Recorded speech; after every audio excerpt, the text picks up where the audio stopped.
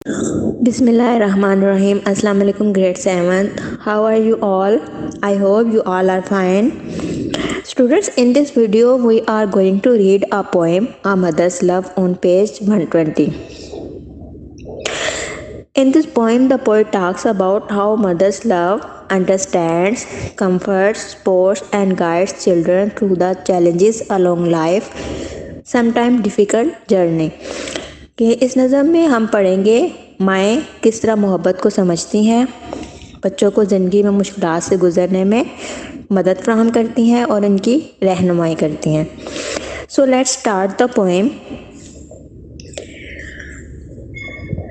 There are times when only a mother's love can understand our tears. Tears कहते हैं आंसुओं को. कि एक ऐसा वक्त आता है जब सिर्फ माँ की ही मोहब्बत हमारे आंसुओं को समझ सकती है. The poet wants to tell us that whatever the situation, mothers always love us and always care for us. Now come to the next line of the poem. Can soothe our disappointments and calm all of our fears. Disappointments कहते हैं मायूसी को, fears कहते हैं खौफ या डर को.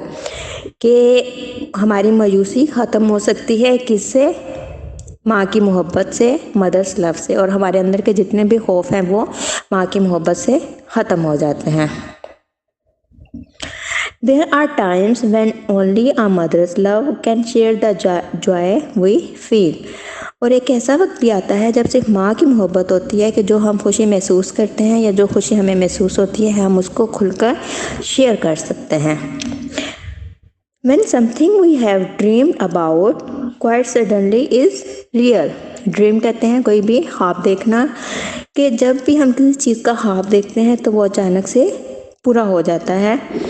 There are times when only a mother's faith can help us on life's way.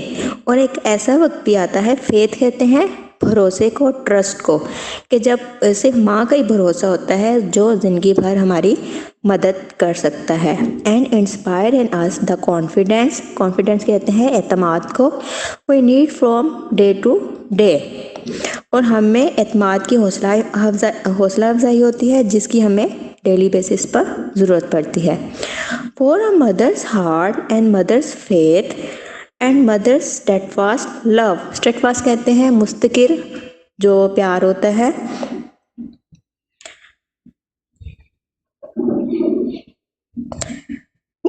And mother's steadfast love were fashion by the angels. Angels कहते हैं फरिश्तों को. And sent from God above.